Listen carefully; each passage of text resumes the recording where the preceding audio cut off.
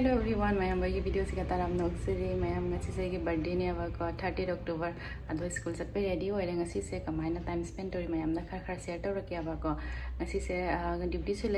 अदुनी duty हल्ला कई चट कईनो है मैं सूम शेयर तौरके अभी मैं हजी स्कूल चलूगे आउटफिट है सिंपल स्कूल सेटपी कॉटन की कुर्ता लौरमको सूमाय सेले हजी 9 तादरे थोगे हजी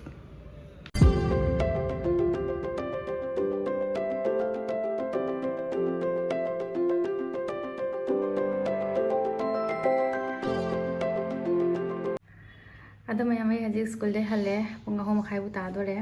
बर्थडे नुमित से रेस्ट लेते सुटी लेतबनेको स्कूल चलूरे हजी जुमदा थोंगाबता गाइरी ngahak leiraga mo dup tharaga mo ko cake कानी अदुगैदी इवनिंग ngahak थोनी अदो सुम मैमदा खर खर उलके अदुगे इगी ngang सिंगने स्कूल दने गिफ्ट मचम सु पिरेबा तो मैमदा सुम उलके सिनी ngang सिंगना पिरकपसे तिगा यारिंग लेरे अदुगैदी सिना सी केक सिगिने सुमानने सुमानने लेरमिने बको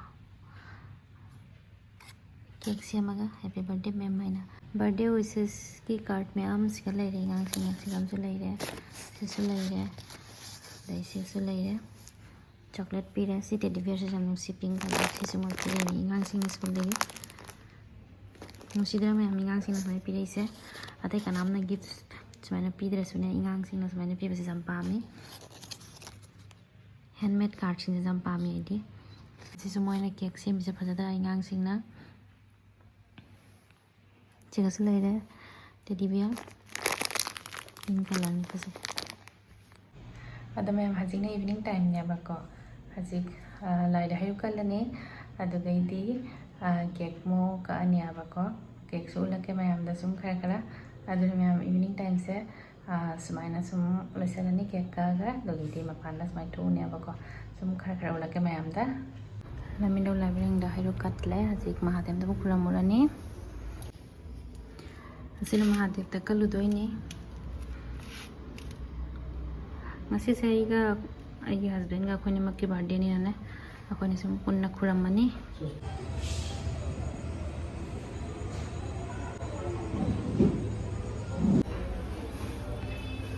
सिगा हिरो कल्ले महादेव ता सिना अखोय महादेव ने सिना इवनिंग के आउटफिट नी केक आनी हजिगना केक मसक से जेंगनी मोना लोयरे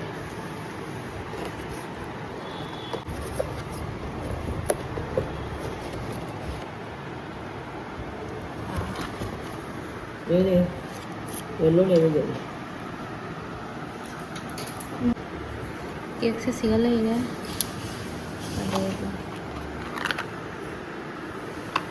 अखोय केक से जोरे असिनी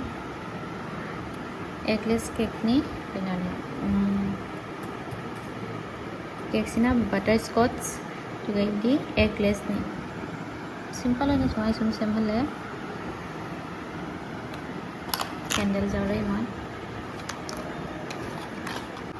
पिंकी आज कार बर्थडे अजी हां अजी गुरु दादा गुरु विदार बर्थडे गुरु तो बर्थडे एजी लगो विदार बर्थडे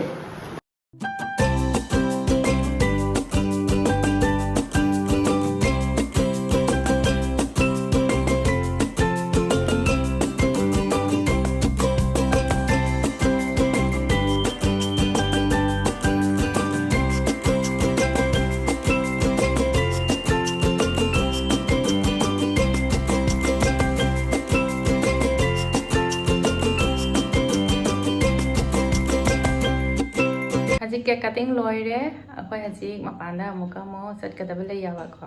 अद मफम द जरा सुम खर खर उलके मयामदा ngasiदी कई हाइनी ड्यूटी चलुबनिनेको जामना टाइम जामना लौदरेबाको बर्थडे सेलिब्रेशन से सुम सिंपल होइना सुम लइसलनी अदुने मयाम सुम खर खर उलके मयामदा हजी रेडी होइरे डिनर ने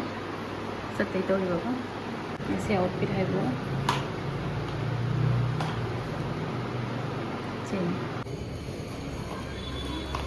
केक ভাল লাগিছে না আজি ভাল লাগিছে मोर ड्रेस तो ভাল লাগিছে না সৌদাদাৰ লগত মিলিছে নে মিলিছে ন হ'ব দে পিংক কালাৰ নেকি পিংক অলপ অলপ পিংক কালাৰ অৰেঞ্জ টাইপ ন অলপ অলপ পিংক কালাৰ যাওঁ দে ꯑꯗꯣ ꯃꯌꯥꯝ ꯑꯩꯈꯣꯏ ꯍꯧꯖꯤꯛ ꯖꯨꯝꯗꯒꯤ ꯊꯣꯛꯂꯛꯑꯦꯕꯀꯣ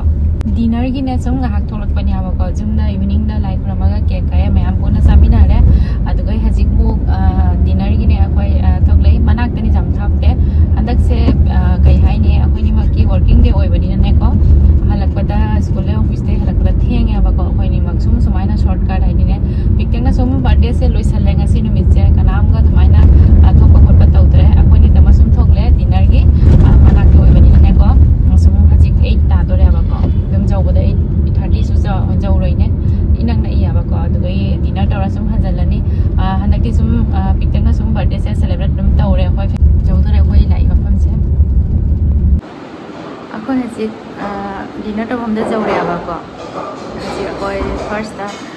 ꯁ꯭ꯅꯦꯛꯁ ꯈꯔ ꯆꯥꯔꯅꯤ ꯑꯗꯨꯒꯗꯤ ꯉꯥꯏꯍꯥꯛ ꯂꯩꯔꯒꯅꯦ ꯃꯦꯟ ꯀꯣꯔꯁ ꯆꯥꯔꯒ ꯁꯨꯝ ꯍꯜꯂꯅꯤ ꯉꯁꯤ ꯅꯨꯃꯤꯠꯁꯦ ꯋꯥꯗꯤ ꯋꯥꯔꯦ ꯑꯗꯨꯏꯁꯨ ꯑꯩꯈꯣꯏ ꯍꯧꯖꯤꯛ ꯆꯥꯐꯝꯁꯨ ꯌꯧꯔꯦꯕꯀꯣ ꯑꯩꯈꯣꯏꯅꯤ ꯈꯔꯅꯦ ꯉꯁꯤꯁꯦ ꯕꯥꯔꯊꯗे ꯃꯥꯟꯅꯩ ꯍꯥꯏꯅꯅꯦ ꯀꯂꯔ ꯀꯣꯝꯕꯤꯅꯦꯁꯟꯁꯨ ꯈꯔ ꯃꯥꯟꯅ ꯃꯥꯜꯂꯦ ꯅꯠꯇ꯭ꯔꯥ ꯁꯦꯝ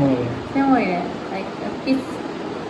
orange piece natra para manare kano se restaurant se apai ahan bala ineabako kano kine Himalay dugaidi mountain kine vibes pi abako khara khara ulake mayamta aina ne jam pamba kano ni view se natra view su sige su sin ku yaba dugaidi moi ambience su ne moi theme se Himalay dugaidi Buddhist kano Buddha and mountain kine na theme ni akoi jam pamba ko akoi se mountain jam chatpa pamba ne akoi na chatle ko travel na mafam tawa sing se loina ne Buddhist mafam na tane abako sisu jam phajai na khara khara sum mayam da sum se ka mafam se hajik akoi gine kaino coffee ga snacks khara ne akoi na order tok da lai abako ulake kamai na tempting ni mafam sisu phajai abako loidi akoi na ne jam ingna tap na ne jam pam bane akoi na mafam moi ram ne ko ing tap mafam jam chik na ne pan ba mafam moi ram abako restaurant mi ga jam tin de background se ubuda iding awe se Ini Buddhist monastery wa mare se aduna siga akhoi coffee la hai tugindi akhoi favorite ko crispy baby corn la hai ready sina masala kaino ni french fries ni sisa ni hana adugindi main course sum ulake khara khara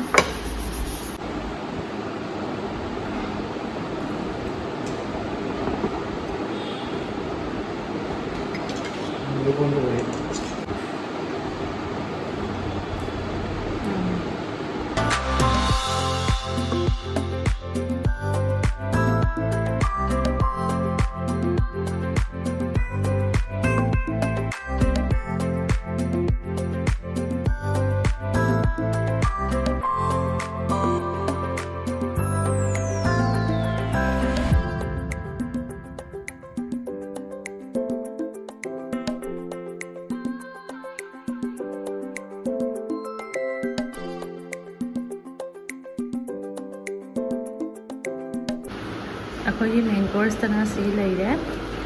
lachha paratha लेरे अदे सिना जीरा rice लेरे सिना आगे husband की chicken chicken मटर मसाला को आइदिना मटर mushroom को आइना ने से सानिंगे ने ऐसे लोइने पर जिक्सी सार ने कॉफी का स्नैक्स का चावल होरे अदे सिमो सार का सुन हल्लनी अदो कमाई तो रिसुम हाई रखे को टेस्ट से हान बसिगा लाइंगे सी restaurant सिगा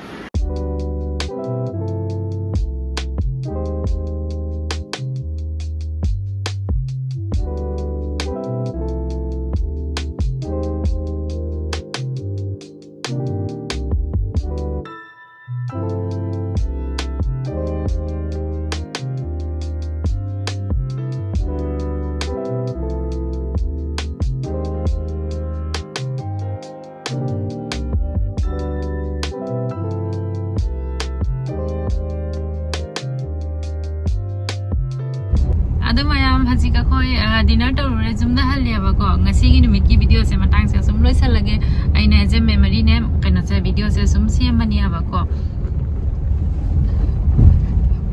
aidi regular ne video se maina sem dra bani abako hanai de maina time ꯃꯇꯝꯁꯦ ꯐꯪꯗꯕꯅꯤꯅ